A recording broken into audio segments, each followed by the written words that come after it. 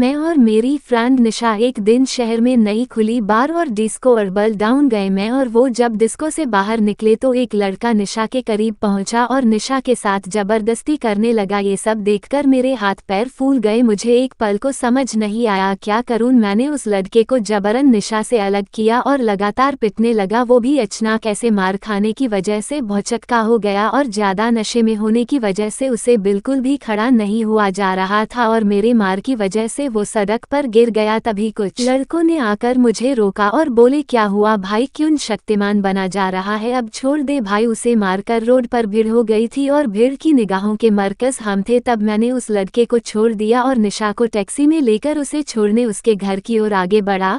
Taxi थोड़ी दूर आगे बढ़ी ही थी कि एक कार टैक्सी हमारे बगल से गुजरी और कार को इस तरह से रोका गया था कि वो हमारा रास्ता रोक रही थी। तभी कुछ लड़के कार से निकले और टैक्सी की ओर बढ़े और टैक्सी वाले को धमकाने लगे, चल भाई अपनी टैक्सी ले और निकल यहाँ से। टैक्सी वाला बोला क्यों भाई, क्या करोगे भाइयों, लगता है ये ऐसे नहीं मानेगा, इससे किसी और तरीके से समझना होगा। तभी एक भारी हथौड़ा उसके टैक्सी के विंडशील्ड से टकराया और टैक्सी वाले का मुंह खुले का खुला रह गया। टैक्सी वाला मुझसे मुखातिब हुआ, साहब जी आप उतर जाओ नहीं तो मुझे लेने के देने पड़ जाएंगे। अंत में मैं और निशा टैक्सी से उतरे। निशा बहुत डरी हुई थी। तभी मैंने देखा वही लड़का दंडनाता हुआ बढ़ रहा था जो निशा को छेड़ रहा था।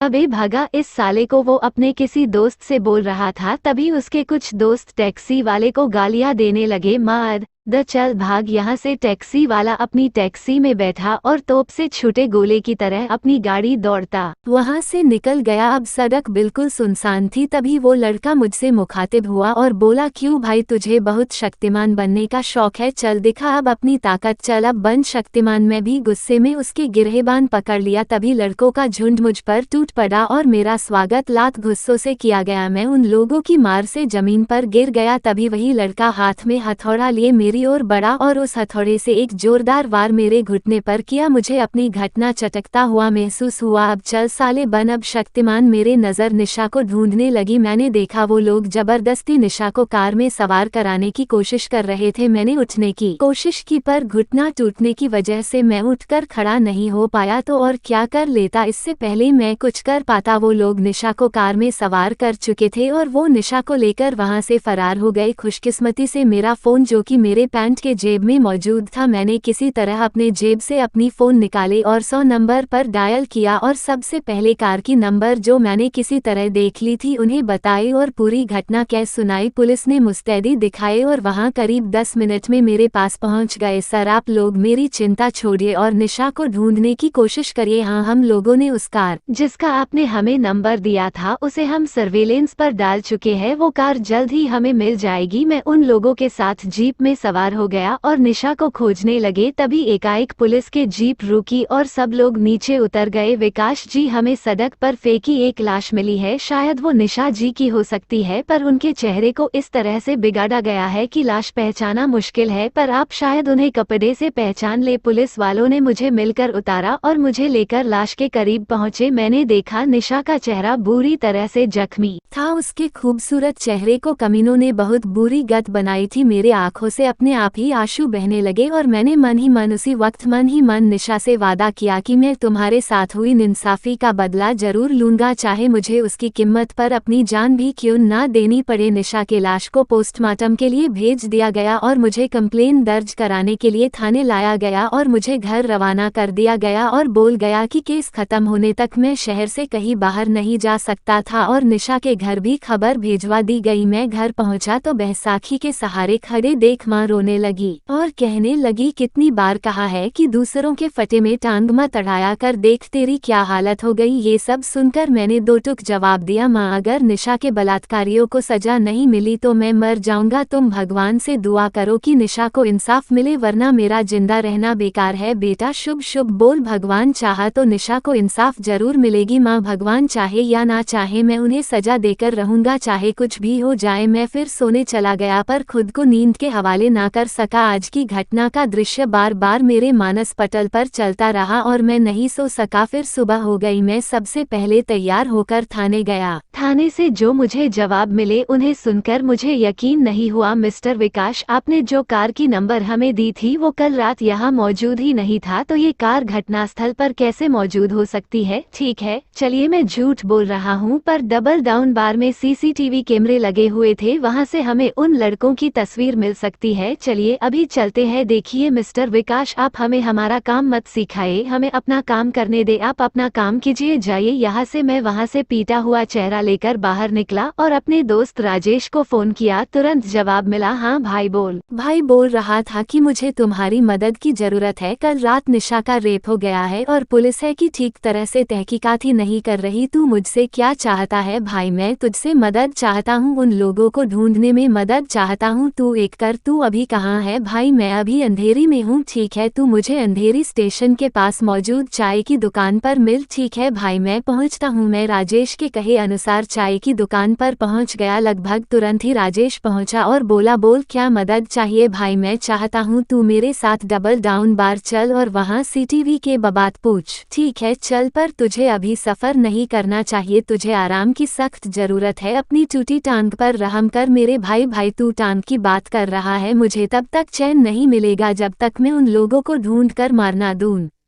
गुस्सा ठंडा रख भाई, अभी तुझे होश से काम लेना चाहिए। हम दोनों डबल डाउन पहुंचे। राजेश अधिकारपूर्ण स्वर में बारटेंडर से बोला, जरा अपने मैनेजर को बुलाना। उस अधिकारपूर्ण स्वर का असर पड़ा, वो तुरंत अपने मैनेजर को बुला लाया। राजेश ने पूछा, क्या आप मुझे कल रात की यहाँ की सीसीटीवी कैमरा के फुटेज दिखा सकते हैं? सर माफी चाहूंगा, जैसा कि आप लोगों को मालूम होगा कि ये बार नया खुला है, इस कारण से यहाँ अभी तक कैमरा इंस्टॉलेशन का काम नहीं हुआ है, इसलिए हम आप लोगों को यहाँ की फुटेज नहीं दे पाएंगे। We are sorry sir. ये सब सुनकर मेरा दिमाग खराब हो गया और मैं भूल गया कि मैं बैसाखी के सहारे खड़ा हुआ हूँ। मैं लगभग उस मैनेजर को पिटने के लिए आगे बढ़ा, पर आधे रास्ते में ही गिर गया। मुझे जल्दी से राजेश ने मेरे पैरों पर खड़ा किया। ये सब नज़ारा देखकर गेट पर खड़ा गॉड दौड़ता हुआ हमारे करीब पहुंचा और हमें बार से बाहर कर दिया।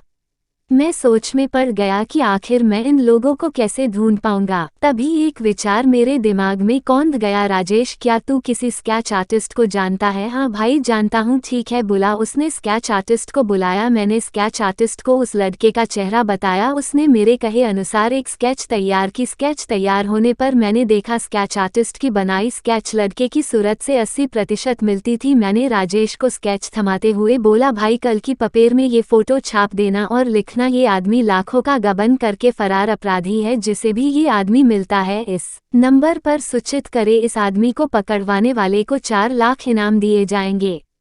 मेरे ठीक कहे अनुसार अगले दिन पेपर वही छापा। मुझे उम्मीद नहीं थी कि पेपर के अलावा राजेश ने वो फोटो फेसबुक पर भी वायरल कर दिया होगा। लगभग शाम को मुझे फोन आया, साहब मैं श्वेता बोल रही है कमठीपुरे से। फेसबुक पर जिस आदमी की फोटो आपने डाली है मैं इसको जानती है, पर मुझे यकीन है कि ये लड़का गबन नहीं कर सकता क्योंकि ये बड़े बाप की औलाद है। जरूर इसने कोई लफड़ा किया होगा। साला हमेशा आता है और फ्री की राइड मार कर जाता है। श्वेता तुम्हारी मदद का शुक्रिया, पर क्या तुम मेरी मदद कर सकती? इस लड़के ने और इसके दोस्तों ने एक लड़की रेप और मर्डर किया है। अगर तुम मेरी मदद करो तो इन लोगों को सजा मिल सकती है। तुम एक काम करो, इससे लड़के को फोन करो और बोलो कि आज तुम इससे फ्री में राइड मारने दोगी और अगर वो चाहे तो अपने दोस्तों को भी ला सकता है। ठीक है सब मैं समझ गई, पर पैसे मिलेंगे ना? मैं यहाँ से निकलना चाहती है, थक गई हूँ मैं इन जैसों को अपने मुँह लगा लगा के। हाँ जरूर मिलेंगे, अगर तुम मेरी मदद करो तो। ठीक है साहब मैं करती है। और फिर संबंध विच्छेद हो गया। फिर लगभग 2 घंटे बाद फिर श्वेता का फोन आया, साहब वो आज रात 8 बजे अपने दोस्तों को लेकर आ रहा है। ठीक है थैंक यू। मैंने राजेश को फोन किया। भाई कमाठीपुरे से एक श्वेता नाम की लड़की ने फोन किया था, वो आज रात 8 बजे वहां आ रहा है, पर मैं चाहता हूं वहां जो भी हो ऑन कैमरा हो। ठीक है भाई हो जाएगा इंतजाम। मैं और राजेश कमाठीपुरे लगभग 7 बजे पहुंचे और श्वेता से मिले। श्वेता को मैंने सब कुछ समझा दिया। उसे और 4 लड़कियों को बेहोशी की दवा शराब के साथ मिला कर देने को कहा। मैं और राजेश हम दोनों फिर वहां से बाहर चले गए। मेरा फोन लगभग 8:30 बजे फिर बजा। मैं फोन उठाया और बोला हो गया काम। हाँ साहब हो गया। हम दोनों वापस श्वेता के पास पहुंचे। मैंने देखा वो लड़का पलंग पर बेहोशी की हालत में लेटा हुआ था। उसे देखकर मुझे मन हुआ उसे बेहोशी की अवस्था में ही शूट कर दूं, पर मैं ऐसे लोगों के खून से अपने हाथ नहीं रंग सकता था। इनके किए की सजा कानून देगा। उसे राजेश ने बेहोशी की हालत में ही कुर्सी पर बैठा कर हमने बांध दिया। राजेश ने कैमरा ऑन कर दिया और मैं अपने हाथ में गन थामे मैं दूसरी कुर्सी पर बैठ गया। कुछ देर बाद उसने अपनी आंखें मिचमिचाते हुए खोली और उसकी नज़र सबसे पहले मुझ पर पड़ी। मुझे देखकर वो बुरी तरह चौंका। उसे मैंने पूछा कैसे हो शक्तिमान, तब क्यों किया ऐसा, तुमने क्या कर लिया? तुमने पुलिस में शिकायत करके? पुलिस मेरे बाप की जेब में रहती है। तू जानता नहीं मेरा बाप कौन है? जानता हूँ, मेरे दोस्त राजेश ने पता किया है। तेरा बाप सिंघानिया ज्वेलर्स ग्रुप का मालिक है और तू उसकी बिगड़ी औलाद, पर इस बार तुमने गलत जगह हाथ मार दिया है। मुझे जो चीज़ चाहिए होती है उसे मैं खरीद लेता हूँ या छीन लेता हूँ। उस लड़की के लिए तुमने मुझे मारा था, इसलिए मैंने और मेरे दोस्तों ने तुम्हारी टांग तोड़ी और बाद में उस लड़की का रेप करके सड़क पर फेंक दिया। तुझे ऐसा नहीं लगता कि तुम नशे की हालत में ज्यादा बोल रहे हो? क्या कर लेगा तू भाई? राजेश पुलिस को फोन लगा। राजेश ने पुलिस को फोन लगाया। पुलिस तुरंत पहुंची। मैंने वो वीडियो फुटेज पुलिस को दे दिया जिसके बूते निशा के बलात्कारियों और हत्यारों को सजा मिली और मेरा बदला भी पूरा हो गया। मन की बात। कई बार हमें कोई राह नजर आती, बस जरूरत है तो जरा सब्र की। भगवान के घर देर है अंधेरा नहीं। एक सच्चे नागरिक होने का फर्ज अदा करे।